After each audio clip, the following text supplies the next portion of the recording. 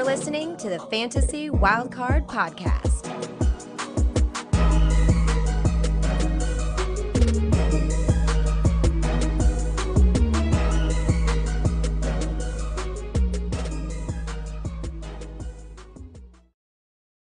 Good evening, welcome to the Fantasy Wildcard Dynasty show. I'm your host, Kev.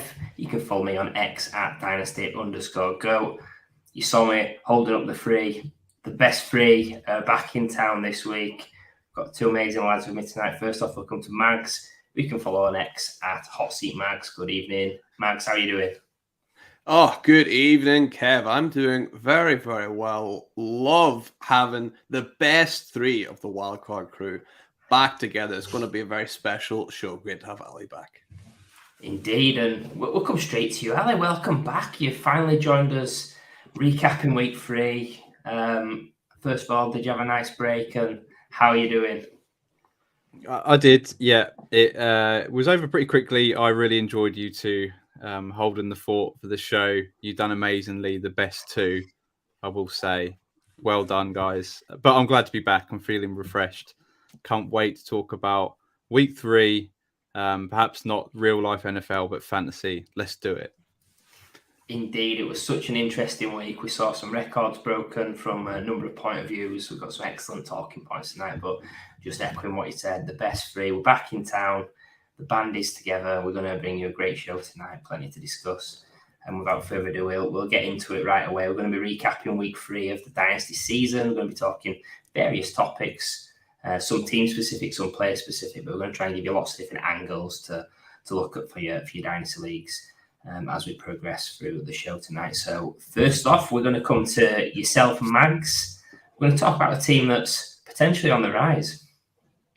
Yeah, I thought this would be a really interesting first topic for the show, and it's this Houston Texans offense as kind of a whole, and how close you guys are at being able to trust these players and putting them into your lineups where maybe not your rebuilding lines, but your actual real contending lineups where you're really pushing to get as many points as possible. I mean, for me, starting off with the quarterback, CJ Stroud, he's looked unbelievably good coming out. Someone that, there were some question marks here and there about him, like, is he going to be able to make that transition to the NFL, which is really hard. And then obviously the questions about, what's happened to every quarterback at the Texans, since Deshaun Watson left. But Stroud's looked really, really good. He's sitting at quarterback 13 at the moment overall, right on the edge of that quarterback 1 window. And if this is what he's doing right now, you imagine he's only going to get better. Remember, he's got a bunch of scraps, essentially. He's like Iron Man, right, in a cave with a bunch of scraps at the minute. Just doing what he can with Tank Dell and Nico Collins and these guys that nobody else has really been able to make relevant in the NFL. But he's doing a great job with it. So I think he's looking brilliant. Yeah, I think if we look back to rookie draft, out of the top 3 QBs, if there was any, he was sliding a little bit behind JSN to 105, 106 range. So I think if you took Stroud, he's made a great start. He's better than expected in a tough situation. In time that's going to get better as well. So great start. He had a great weekend, but it was assisted with some great wide receiver play. Maybe. Yeah. Not the guy we thought was going to step up in Tank Dell stepping up this week. I thought it might be Nico Collins, but I guess what's your thoughts on the wide receivers? Are they sort of short term, long term? Just pretty unbelievable, really. I mean, if you think about going back in history, how many times has a rookie quarterback supported multiple wide receivers, let alone just one wide receiver in the top 24? We've got 2 in Tank Dell at wide receiver 13. And Nico Collins at wide receiver 19. It's been amazing. These are the sort of guys that you were able to get cheap in the offseason, whether it's via the draft or just picking up or trading for them. And they're the sort of guys that on rebuilding teams that I had in the lineups thinking that they're not going to give me many points. Rookie quarterback.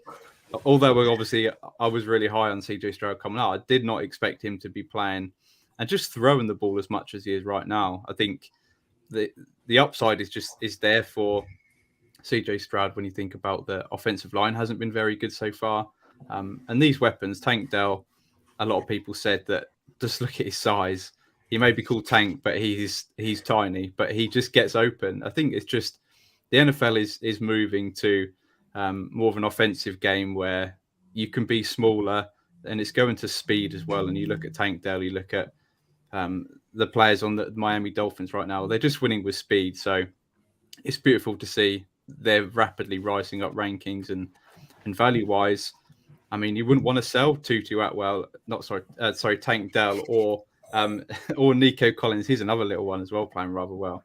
So the values are rising. You want them on your rosters. There's probably still time to be able to go out and trade for these guys, where there's still a little bit of doubt there. They've only played three games. But yeah, the sky is the ceiling really for these two. Probably not going to go for anybody else other than these two. But yeah, really loving watching these two play. Yeah, I think the sky is the limit for Tiny Tank Dell. It's miles away, isn't it? But I think, like you mentioned, both those guys have had a great start in Dell and Collins. Robert Woods, we know he's a trusted veteran. He's done pretty well. And also, there's John Metchie coming back from the long-term absence he's had. So there's plenty to be excited about with Stroud, with the wide receivers on the Texans. You've got to be happy with the value increase, and two in the top 24. It's if you'd have said that to me before the season, everybody would laugh at you. If you said one player in the top 36, people probably laughed at you. So great start for the wide receivers. I think with how well Stroud and the wide receivers have played, though, it's causing more doubt and more concern to me with Dameon Pierce, who I've never been traditionally high on. I think he's got through with volume, with touchdowns. I think in the perfect system, he could be a really good runner from a real life point of view. But we've seen 3 games, he's had under 40 yards rushing in all 3. Got the touchdown this week, which really helped. And he's had 7 receptions on the season, but averaging a game about 6 yards per reception, which it's nothing. He's not got that 3-down skill set to be explosive, to really bring it to the table. And I've got major concerns about Dameon Pierce, and I think you've got the potential to tell a story to who you're trading Pierce away to, maybe say, look, the Texans are better than advertised. They've got Stroud, they've got the wide receivers. There's going to be more opportunities for this offense to see more touchdowns potentially. There's the competition that from guys like Singletary and Mike Boone. It's nothing to be worried about. So you could potentially sell him at this point on the situation being good as a whole in that offense. But yeah, for a guy to be hitting less than 40 yards in rushing in each of the games, it's still a concern for me. I don't think he's good enough to be a starter long term, and I'd be pulling the trigger if I can get value for him. I will be doing that. What's your thoughts on Pierce, boys? I'm probably his harshest critic, so it might be a little bit more favourable from you guys, but maybe not. Yeah, I mean, I thought Devin Singletary was going to beat him out, so it shows you how much I value. I think he is, right? Yeah, same. I think I was tweeting about it. I thought Singletary was going to have a decent role on this team, the offense going forward. I think the offensive line just has not helped him at all. And he was obviously the focal point last year. He's not the focal point now. Not a particularly good pass catcher. So he's sort of second. He's just not there at the minute. And yeah, I think it's really disappointing from where he was last year, the talent that he was showing. I think if you have him, it's a really difficult time. I don't think you want to be selling him, because what you're going to get for him right now, I think there are brighter days ahead for Dameon Pierce, but yeah, he's struggling right now. He is indeed. We're going to move from one sluggish running back in Pierce to a couple of guys that looked far from sluggish this weekend, breaking records all over the place. So who have you got, Ali? Yeah, so we're going to go Miami Dolphins, absolutely running the show, running the NFL right now. I think I tweeted out today, they're averaging 43 points per game. 43 points per game. The next closest is 30 points a game, which is still really high. It just shows how far they are ahead. And they put up a 70 burger this week. And just a couple more stats. 30 first downs, and they only reached third down 9 times. So it was 42% of the plays went for a first down. And yeah, so we're going to feature the running backs tonight. And Raheem Mostert, I'll talk about first, the number one running back in all of fantasy football. So obviously it was how we all drawed it out at the start of the season. But yeah, and it seems a bit unfair, really, that I talk about him because the performance was dwarfed rather by Devon A-Chain this week.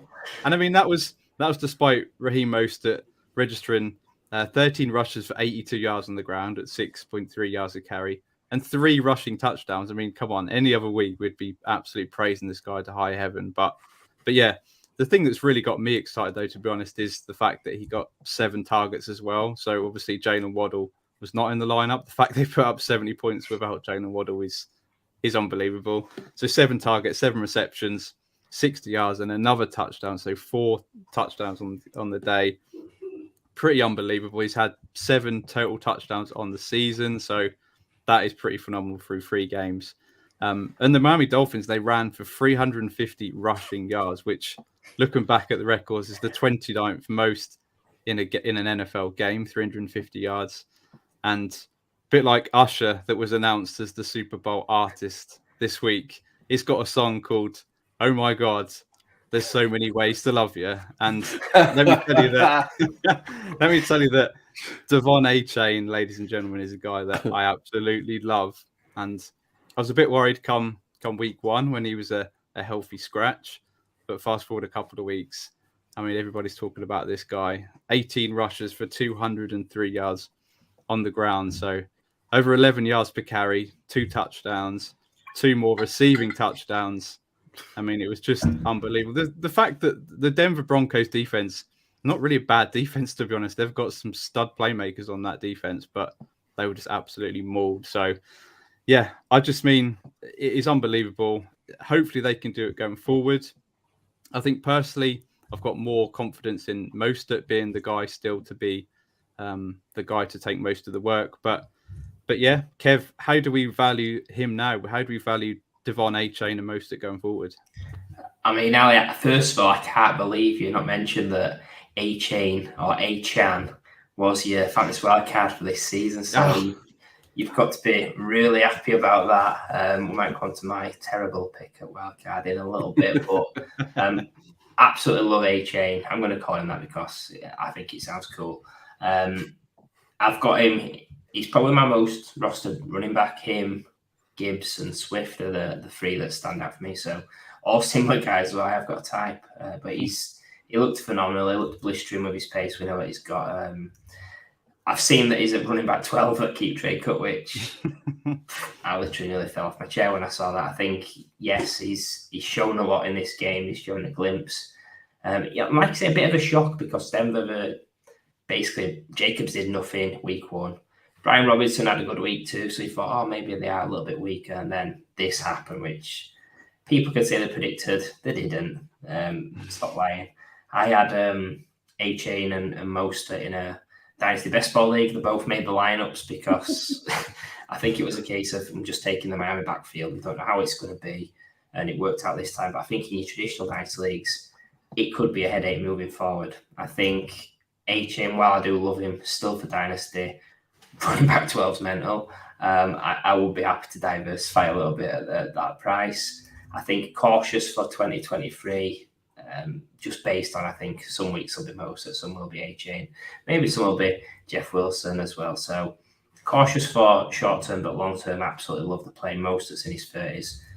Very happy if I'm an A-Chain owner, which I absolutely am. But yeah, I think we've spoke quite a bit about A-Chain there, and we'll let Mags wrap up on Raheem Mostert, who 31 years old and is still bringing it majorly. Yeah, I mean, you just gotta love that duo. You got Bubba Ray Mostert telling Devon A-Chain to get the tables right and just smash the Denver Broncos right through them. And I mean that whole team, a team which, you know, it's been going by the Tua-side squad, which I absolutely love as a name for that unit, right? So Tua and his Tua-side squad. We got, I mean, it's hard to tell with Mostert because he is a 31-year-old running back who we know it's coming. He's going to get injured. This is his MO. This is what will happen. So, I mean, nobody's going to want anything less than a second right now, but you're going to really struggle to get a second for Raheem Mostert. Like, I don't think there's many people out there who really know what they're doing and know the history of Mostert that would give up a second for him at this stage. maybe your best bet is to try and get 2/3, or, use Mostert as kind of like a nice piece to go and get somebody else if you're rebuilding. If you're a contender, you keep him and you ride him out, and that's the way that you have to do it. But I think maybe the best bet for Mostert is use him as a piece to go and get somebody that you like rather than just getting picks for him. Yeah, I think anybody that gets a second for Mostert, literally, you can come and do some sales. It's an absolute unbelievable deal if you're getting a second for a 31-year-old. Yeah. And like you said, he's an older guy. He's bound to get injured at some point with the history, but looked really explosive. And it kind of brings us on nicely to the next topic, which again it's centered around an older running back, someone that is explosive, but actually he hasn't looked explosive so far this season. He's nursed an injury. I want to talk about Derrick Henry and pose a question: is it game over for this guy? The fact that he's been unbelievable for fantasy. He's had a slow start, which he did last season, and then bounced back in a major way. Played Cleveland this weekend, who are an extremely tough defense. Jim Schwartz is doing an absolute superb job over there. But the writing's sort of been on the wall with Henry these first few weeks. Plenty of chatter about Ty J. Spears' snap share and who's on the field, etc. And I think whilst Henry's getting all the touches, it's not an issue. It costs traditionally, if you look over time, yes, he's been a workhorse, but he hasn't played 99-100% of slaps. He's always been playing sort of that 60-70 range, but when he's on, he's getting the ball. That explosiveness worries me that he's got a foot injury already. He's a big dude. He needs his feet. He needs his legs to really crank it out as such a massive mammoth beast. But yeah, I'm worried. I'm worried for him. I know that the fantasy playoffs, he's got Houston twice, which looks appealing. Maybe that's a way you can move off him if you want to take it that way. But yeah, I'll be honest, I was close to trading for Henry before this weekend. I thought, interesting buy opportunity. Let's see how it goes. I was never going to pay a first for him. I was talk of maybe 2 seconds. I'm not paying 2 seconds now. I think a second is potential value, but I am worried. I think start to season caused me concern. We don't know what the Titans are going to do either. They've got some tough games coming up. Where's he going to get traded? Where's he going to get a spot like the Titans if they do go into rebuilding mode? Maybe a Baltimore or somewhere like that. But yeah, it's tough to speculate. I'm worried about him. What are your guys' thoughts? What are you going to do with Henry, Max? Yeah, he's a really interesting one. I have a funny feeling that the Tennessee Titans know if Derrick Henry gets an injury, their season is over, pretty much. So I think they're maybe cautiously, bringing him in slowly. Obviously, he's still got some potential injury going on there. My hunch is that, after week 7, which is their bye, then we see the old Derrick Henry back again. I think they're going to slowly build him up until week 7. Then he'll have that full week off, resting, and then from week 8 onwards, it's going to be back to the same old Derrick Henry. That is my gut feeling anyway. So I'm actually thinking there might be a second buy low window to what there just was. I think the way he's playing right now, you mentioned, Kev, we maybe get him for a second. I'm buying Derrick Henry for a second all day if I'm a contender. I think it's definitely worth the risk, especially when you get into those playoffs and, you have that great run of games for him. So just looking at how good he is, and maybe it's just I'm an optimist, but I still believe that he's got something in the tank there and he can go on and after week 7, really, really smash. If he doesn't look good after week 7, I think it's all over. Yeah, I think you see, like you mentioned, it could be all over. Donkey Kong could be done, couldn't it, really? So I know we were speaking about Go 8 before the show tonight, Mags, but yeah, I think we're on 2 different sides of the coin. I think him going AP is going to be really tricky. So I guess we'll come to Ali to sort of decide what to do with Henry. Should we be buying him? Should we be selling him? Is it league dependent? What's your thoughts? Yeah, so I think it is slightly league dependent. I think I still sit on the more optimistic side of the argument with Mags. I think we've still not reached Derrick Henry season yet, so the temperature hasn't dropped enough where Derrick Henry takes over when the temperature drops to 0 and there's snow on the ground. Derrick Henry takes over and trucks people for fun. So the thing that worries me is it's Ryan Tannehill at the minute. The Titans offense just cannot get out of its own way. The offensive line is really bad.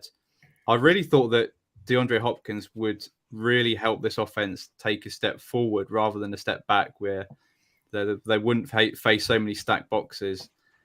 But it's been really hard going. And I just think Henry's probably dropped to a point where I put a trade out, actually, a poll on Twitter, on X, yesterday, I think, saying, if you're a contender, who would you rather have, Derrick Henry or Devon A-Chain? And A-Chain won quite handsomely on that poll. So it just shows you that I still think that Henry is, and I believe he can probably still drop as well, that his value could continue to decline.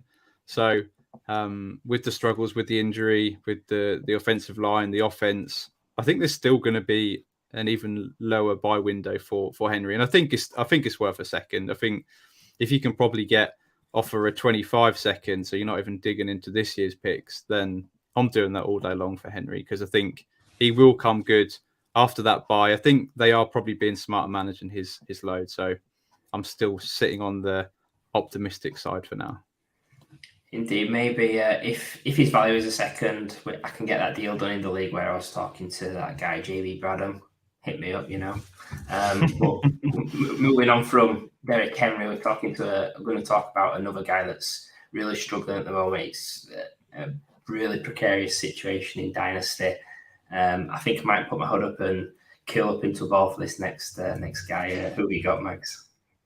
Yeah, I mean, this is a maybe a sell for me. It might be just in time to sell Justin Fields, because let me tell you something. This is something I've been preaching the whole off season as well. No matter how good Justin Fields was for your dynasty team, for your fantasy team last year, he was still the quarterback of the worst team in the NFL. And that brings with it a huge magnifying glass.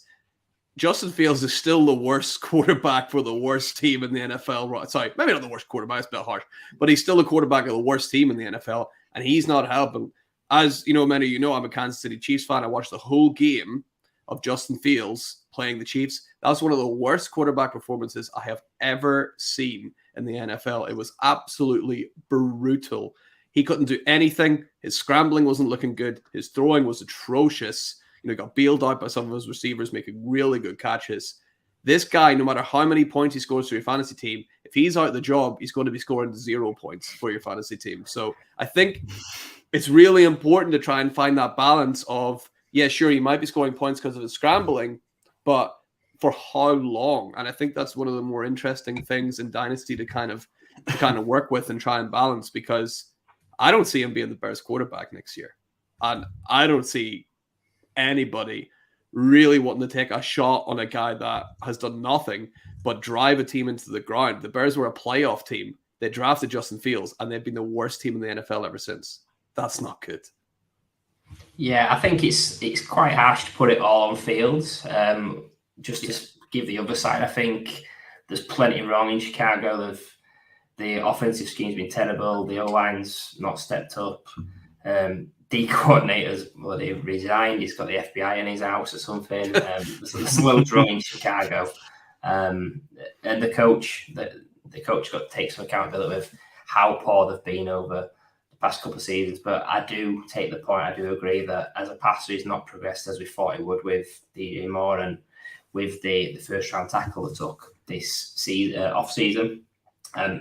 I've been Fields' biggest fan. He was my fantasy wild card before the season, so we can firmly put that one to bed. I won't be winning that competition as such, but yeah, I do worry about Fields. I think it's a franchise that's looking likely to be the number 1 overall pick in the draft, and they've got another high pick as well, so they've got that flexibility to do with whatever they want, take whoever they want. There's plenty of worry there. I think as a talent, he's still got it, but you've got to hope he's going to move to a better situation, or the Chicago Bears keep him long term and change other parts of that scheme that the coach is the head coach. There's lots of risk. You can easily see a a pathway where he ends up being another Trey Lance, which Yeah. I think the difference prospects, obviously Fields was playing, he was a high profile recruit. He played at a top level in college. But yeah, he did fall in the draft a little bit. He was drafted behind a few guys, wasn't he? So be interesting to see what happens there. I think trade-wise, give me a clear head, Ali. What are you doing with Fields? Help us out. Well, I still sit on your side of the argument, Kev, that I still do believe somewhat in Justin Fields. I think a lot of it is down to Chicago Bears being the most just awfully run franchise in the NFL, and there is some pretty bad ones, to be honest. So I've not put it all on Fields. I think if he does, and I think it's probably a good percentage chance now that they are in a position to draft Caleb Williams or someone like that next year. I still think that there will be a team willing to take a chance on Justin Fields. When you look at the starting quarterbacks on some of the teams in the NFL, I'm talking my own team, Baker Mayfield. I mean, he looked absolutely lost, but he's played fine so far this season. Obviously, Zach Wilson was a backup, but he's still starting games. Andy Dalton was starting games this year. So I do think that he will get another chance. So I'm willing to still take a chance on Justin Fields. I made a horrendous trading away CJ Stroud for Justin Fields last week, which looks horrible right now. But in terms of trading up, my favorite move to make right now is for a guy that's not actually on the field. It would be Kyler Murray, in a guy that a lot of people are forgetting about. A lot of people still think that Arizona are going to be the team that get Caleb Williams, even though they won the other night. So Kyler Murray's value is still very much down below where it should be. So that's probably the move that I'd like to make, because when Kyler Murray comes back for whatever team he's on, he's going to be a stud and a top 10 quarterback. So looking at Keep Trade Cut, he's quarterback 17 now. Justin Fields below Brock Purdy's quarterback 13. So, I mean, technically that's a trade up. Yeah. As much as I'm the biggest Brock Purdy fan, that's a bit questionable for me. So the trouble is, if you had Justin Fields, and I'll be quick, if you had Justin Fields entering the season, you kind of think that you're going to be a contender on how he finished last season, quarterback 5 points per game. So I think if you're still a contender and you're desperate to try and win the ship this year, you need to add a second or something to try and get a Dak Prescott, a Jordan Love, someone like that, a Tua. I don't think if the Tua owner's not going to trade you Tua for Justin Fields. So it's really difficult right now for Fields. I think you just have to hope for a bit of a turnaround, or you have to pay up. Yeah, I think you make some great points there. And I think with the trades, if you're a contending side, which if you've taken Fields in your startups, you're planning on being a contender, you'd like to think, you have to do something, because whilst for fantasy still being okay, it's nothing what you would have expected from him, and the level of comfort you've got that he's going to play out the season, it's difficult. Maybe towards the end of the season, if you want to really wrap up that number one of those high picks, they'll go to the back, which I think is a guy called Tyson Bagent. Or Tyler Bagent. Will he finish out the season? Will he be in your fantasy playoffs? It might be on the bench. So I think if you're a contender, you need to make a move. There's pivot downs to someone like a Geno Smith or Kirk Cousins, where if your team is really good enough to be a contender, you should have someone on your roster as QB3 that could step in, but that is an option to go to these guys. Really like Kirk Cousins this season. The flip side is, if you're rebuilding, I don't see many pivots down. I think in a rebuild, you want to embrace risk. You want to have injured players or players that have underperformed, and I'd be happy to hold Fields in that situation and just hope that he gets that chance again, because we saw it last season. It was around by that QB 16, 17 mark. It looked terrible, and then suddenly the light went on, and he went on that absolute blitz, and his value rose, and he showed something. So I'm not as optimistic this season because it looks terrible in Chicago, but just to bear that in mind, if you're a rebuilder, it might not be the worst idea to keep hold of Fields. But flip side, contender, you've got to be entertaining the offers to really put you so that you don't lose the opportunity at a title as well. So yeah, we're now going to switch it up a little bit. We're going to get away from the doom and gloom of the past few players. We've spoken about Henry and Fields, and we're going to go to a guy that's absolutely hit the ground running in the NFL. He's on fire. He's a record breaker. Who you got, Ali? Yeah, so got to talk about Sam LaPorta. Absolute, record breaker. What a guy. I'm sure we mentioned this in the summer, but the Google translation for LaPorta is the door. Yeah. And LaPorta is the door to fantasy success. Open that door and you will find championships. But yeah, as we mentioned, he is breaking records right now. He is officially the first tight end to have 5 catches in his first 3 starts. So he's doing it consistently, not just having one big performance and then fading away. He's doing it consistently. Currently has the most receiving yardage for a tight end. All of the tight ends in the NFL. So he's just absolutely flying right now. Joint second in receptions. And yeah, he's on pace to break the rookie tight end receptions with 102. That's the pace that he's at right now. May not get there, but he could get somewhere close.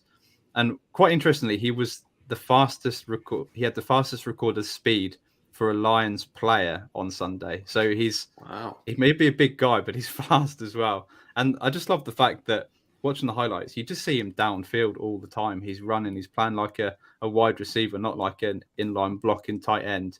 He is an absolute weapon, and he's racking up them PPR points because he's seeing targets and they're down the field as well. So I personally made a bit of a mistake in the rookie process in having Michael Mayer pretty much neck and neck because I really like Michael Mayer and Sam LaPorta. The fact that I probably didn't take much Sam LaPorta because I thought he was going high in drafts, the early sort of second round. That put me off a little bit, but looking back, I should have been all over it. But yeah, his target share in week 3, 36% is incredible. So it's gone up each week from 16% week 1, 18% week 2, and yeah, 36% week 3. I just think going forward, he's a top 5, top 6 tight end option going forward for this season. And I mean, beyond, you look at where he's ranked now. So yeah, I know in terms of his value has risen, but in terms of the rankings, Kev, what do you reckon about his dynasty value and his ranking right now? Because it has risen quite dramatically. Yeah, you're absolutely right. Tight end 4 at Keep Trade Cut. I've seen other people in the community having me even higher. David Gautier, the guy that we had on this summer, he was a huge Sam LaPorta fan. He's a tight end whisperer. So hopefully people listened. I'm in the same boat as you, though. I think Michael Mayer was a guy I had over LaPorta. I think most of the community did, to be fair. So I wouldn't beat yourself up too much about that. But where he's ranked and the start to season, it's truly incredible as a 21-year-old tight end that's absolutely flying to begin the season. Yes, it's helped that James Williams isn't there. It's helped that maybe Montgomery's not been there as well. So they've been using Gibbs in a slightly different way in the short game. But he's done incredible. I think when you're asking the question, is he higher than maybe a guy like Goddard or Freiermuth, I think just on the potential and what he's shown, you've got to do that in my eyes. The pause I do have is when you're putting up against guys such as Dalton Kincaid, which I wasn't a massive fan of his ranking in the summer. Maybe we'll get on to a big fan of his very soon, but I think 3 games in, yes, you have to react, but also I think understanding tight end and that projection, nobody's going to be shocked when Kincaid jumps him again in the future. So, yeah, I think he deserves to be top 5, top 6, but I wouldn't be putting him above Kincaid in that scenario. I think Kincaid showed a little bit as well. Gabe Davis out of town. That'd be my only pause. Over to the big fan of Kincaid and Mags to wrap up on LaPorta. Also big fan of Sam LaPorta. I have to say that as well. Like he was someone that, you know, I did have, and I recognize it was going against consensus. I did have him above Michael Mayer fairly early on as well, which, you know, some people said was a bit crazy, but you know, it's just because Michael Mayer, I said, might be the best tight end in that group. I don't care about the best tight end. I don't care about the best, you know, fantasy point scorer.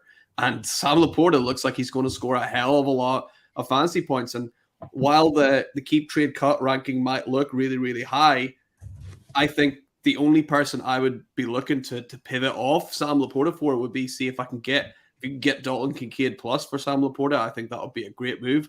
Other than that, you got yourself a diamond here. These tight ends, difference makers, they are just huge for your team. It's like playing an extra player on your lineup every week if you can get someone that is really, making that difference, especially if you're in a tight end premium league. So, I mean, good on Sam LaPorta and Dalton Kincaid and even Luke Musgrave, these rookies coming in. And, I sort of mentioned it in the show before the season started that traditionally rookie tight ends, not a good bet, but I think something like 10 in the last 25 years had been in the top 20 tight ends, but 5 of them have happened in the last 5 years. So it is something that is changing. It is growing, and people are bringing in these tight ends not as blockers at all. They're just offensive weapons, and LaPorta is someone that I think Detroit sees as a huge weapon. So I think he's brilliant. There's not many people I would be selling him for or moving off him. I think he's a massive hold right now, and good for you getting huge value at the second round for him.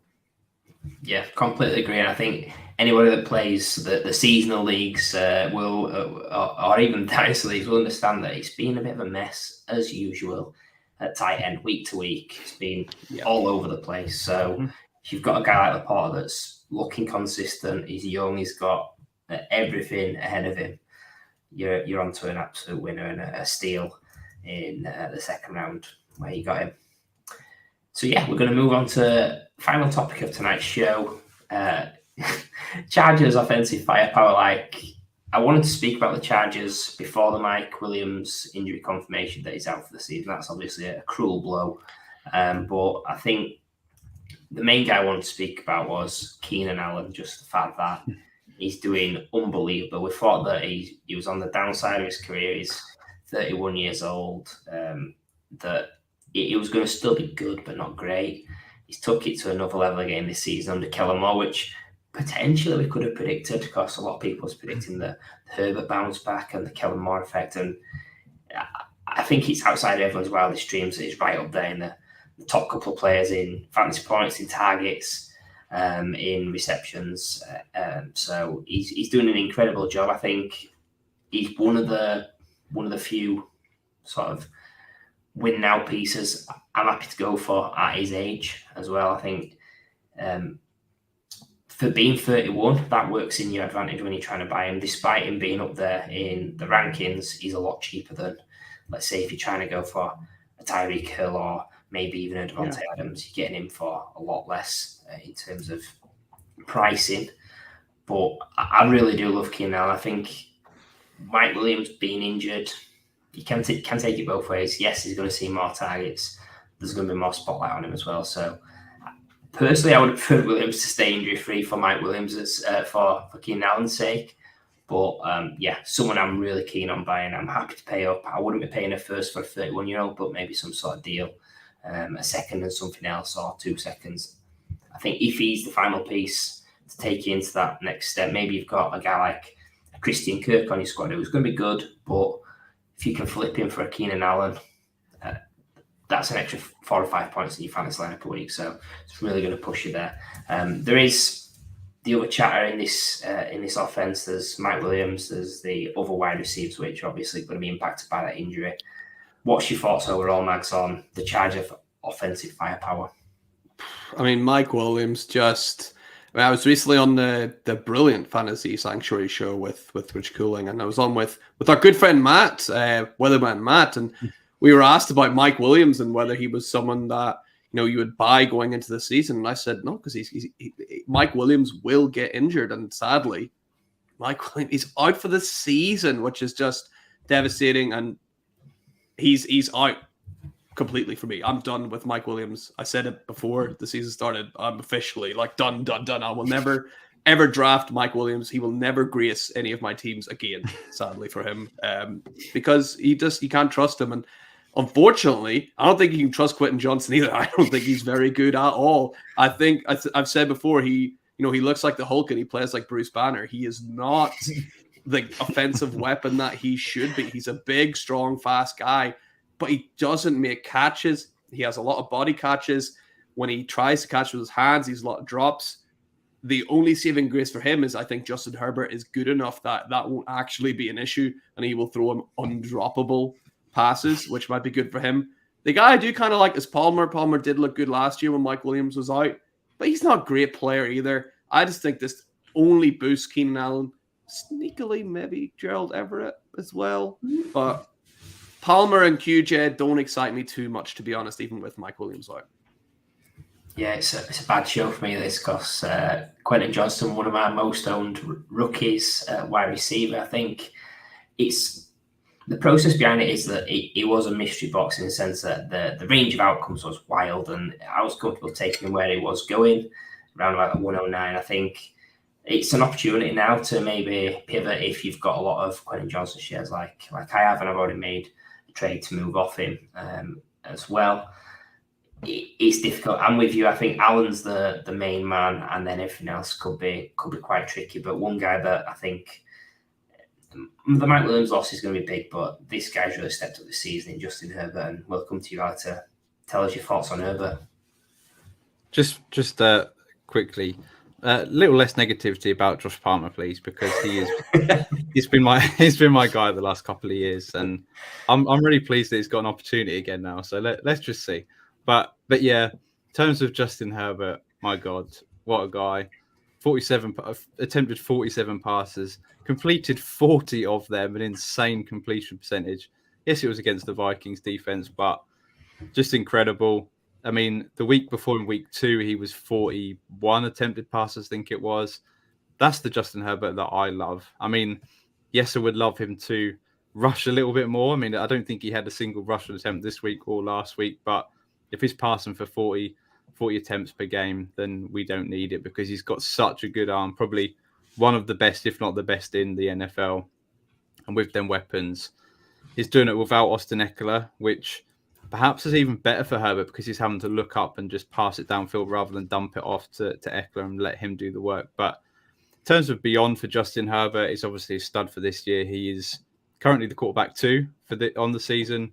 And in terms of rankings, I've seen, all right, it might have been a couple of weeks ago, but there was quite a few people ranking him outside the top 5, outside the top 6, perhaps even 7 or 8, which was too low. I mean, he's never moved in my rankings below quarterback 5, where I've got him just behind Joe Burrow and then the three elite quarterbacks. So that's where I've got him. That's where he's going to stay. Excited for Herbert.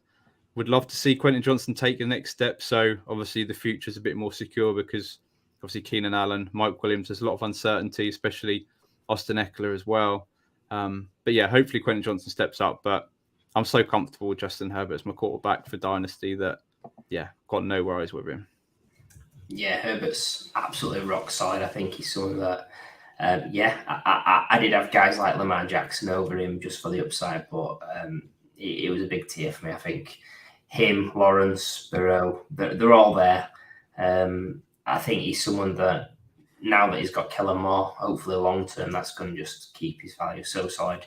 Brandon Staley's a joke of a coach, but maybe that works in his advantage in some ways because they seem to find ways to put themselves in spots where they could lose games that they shouldn't. So, yeah, really happy with her. But I think great offensive firepower for the Chargers. It takes a hit with Williams, but guys like Allen and Herbert shouldn't be too bigly impacted by that. So, yeah, thank you very much for tuning into tonight's show. We've looked at the Dynasty season week 3. We've recapped and give you the various talking points. Be sure to follow and subscribe to us on X and YouTube at Fantasy Wildcard and at Wildcard Dynasty. We're here every Tuesday in season. Please do join us next week and every week for the season. Thank you once again. Have a good one. And we will see you again